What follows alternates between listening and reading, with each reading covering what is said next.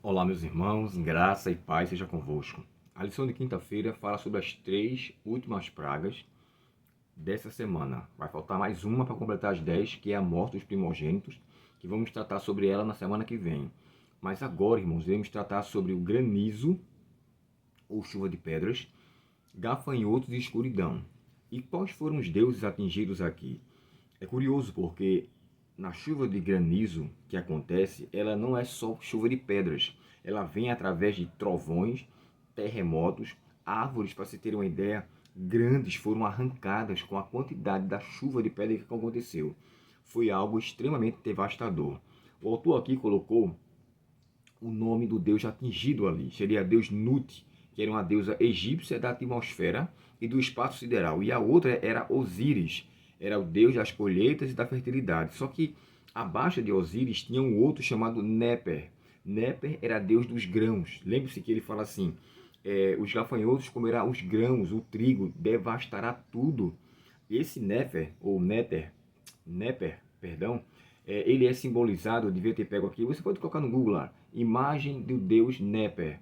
Ele era uma pessoa jovem, com a cabeça cheia de grãos, e até sua parte do lado eram os grãos de trigo que tinha lá, demonstrando aquele que cuidava da fertilização, aquele que cuidava da agricultura, aquele que mantinha o povo em alimentação. Osíris era o deus maior e Néper era um menor, mas que também tinha a mesma importância de adoração. Adoração em prol da fertilização, da agricultura, da manutenção do povo de Israel. Uma coisa que me chama a atenção, se você for ler o capítulo 9 de Êxodo e o verso 20 e 29 diz assim, ó, Moisés é chamado por Faraó para com que aquela situação fosse resolvida do granizo. Aí diz assim, Moisés respondeu, assim que eu sair da cidade, estenderei minhas mãos ao Senhor, os trovões e o granizo cessarão, e o Faraó saberá que a terra pertence ao Senhor. Ele falou que quando saísse da cidade do Egito, a chuva estava caindo. Só quando ele saísse da cidade e estendesse as mãos. Se ele só saísse e não estendesse as mãos, não aconteceria nada. É tanto que aqui, no verso 30, diz assim, ó, mas sei que o faraó não deixará o ir, porque não teme a Deus. Todo o linho e a cevada foram destruídas. Moisés deixou a corte de Faraó, verso 33, olha. Moisés deixou a corte de Faraó e saiu da cidade. Quando estendeu as mãos ao Senhor, os trovões pararam. Me responda você. Se a chuva estava acontecendo ali, era terrivelmente devastadora. E Moisés fala que só quando ele saísse da cidade e estendesse as mãos, a chuva pararia. Como Moisés passou todo aquele período até passar a cidade sem ser atingido?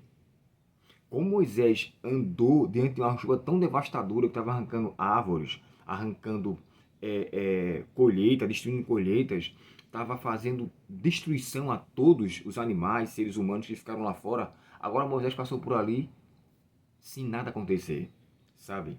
Deus tinha tomado conta do seu filho, do seu mensageiro. Moisés estava ali preservado por Deus. Sabe, irmãos, quando o texto fala assim, ó, quando passares pelas águas, serei por contigo, quando pelo fogo, eles não submergirão.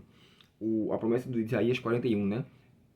Não temas que eu sou contigo, eu sou o teu Deus, eu te fortaleço, te sustento e te ajudo. Moisés saiu dali na vista de Faraó e os seus líderes como aquele que estava sendo protegido por Deus.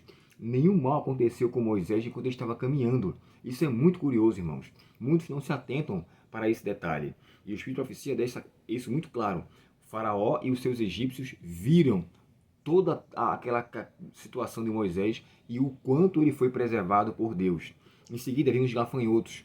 Aqui, o Deus atingido era Deus Sete, que esse era o Deus chamado o Deus da tempestade, da guerra e da desordem. Então, a desordem que estava acontecendo era uma atribuição de que esse Deus Sete estava realmente em condição totalmente inerte, sem poder fazer coisa alguma. O outro também aqui é chamado Ísis. Ísis era considerado também uma divindade da agricultura. Shu era o deus da atmosfera e da morte também. Nesse aspecto, nós entendemos que todo o panteão egípcio de deuses estava arruinado. E, por fim, a escuridão. Irmãos, foram 3 dias de escuridão.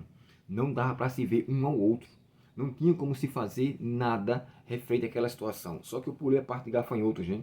A Bíblia fala que os gafanhotos encheriam a terra, de tão grande era a quantidade de gafanhotos que existia ali. E eram os gafanhotos que realmente tinham o propósito de comer toda a colheita. A terra de fato ficou devastada. E para finalizar, a escuridão, quando o texto sagrado fala que eles não conseguiam olhar um ao outro, e foram 3 dias. Ali atingiu o deus Ra, do qual o próprio faraó se sentia o próprio deus na terra, que era o deus do sol, chamado filho do sol, o Tote, que era a deusa da lua, ou o deus lua. Eles não conseguiriam produzir luz, nem o Ra, que era o deus sol, nem Tote, que era o deus lua. Diante disso, mais uma vez, Deus demonstrou que não há outro deus na terra senão ele. E diante dessa situação, Faraó permaneceu endurecido. Sabe, irmãos, deixa eu falar uma coisa aqui para vocês. Nós precisamos fazer valer a vontade de Deus em nossa vida. Hoje, se ouvirdes a sua voz, não endureça os seus corações. Vamos entrar na 10ª praga. Lembrando que o que vai acontecendo na 10ª praga, Moisés foi avisado lá anteriormente. Diga ao povo, deixe o meu filho ir, o meu primogênito Israel. Se você não deixar, eu matarei o seu primogênito. Isso está logo no começo.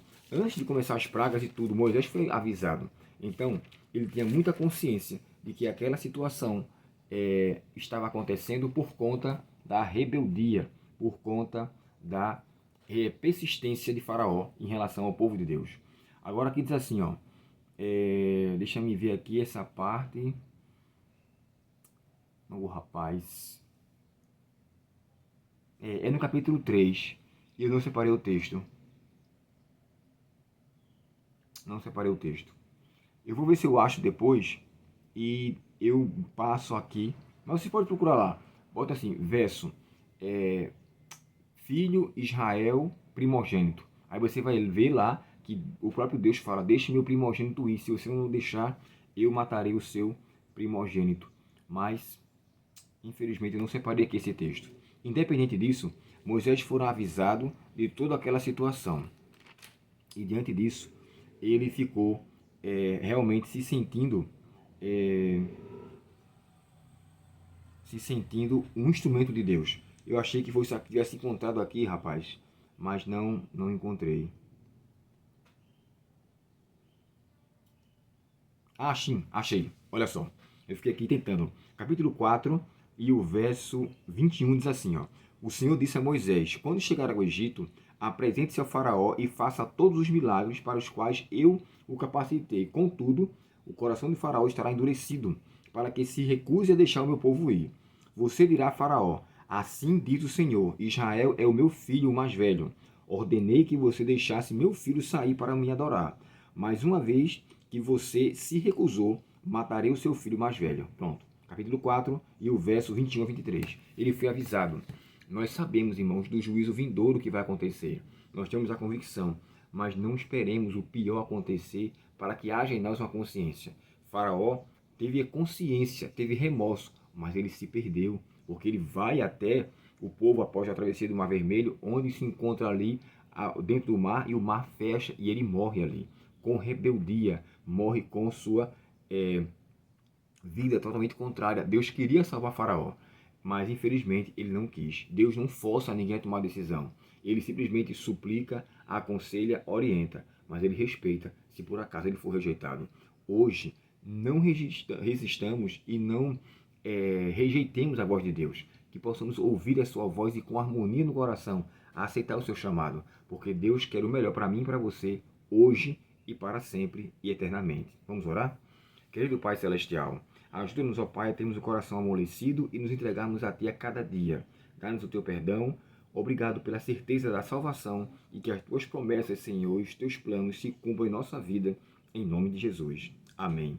Deus muito te abençoe. Até a próxima semana com o próximo estudo da lição 5 e que Deus o conceda um ótimo dia em sua presença, em nome de Jesus. Até o próximo estudo. Até logo.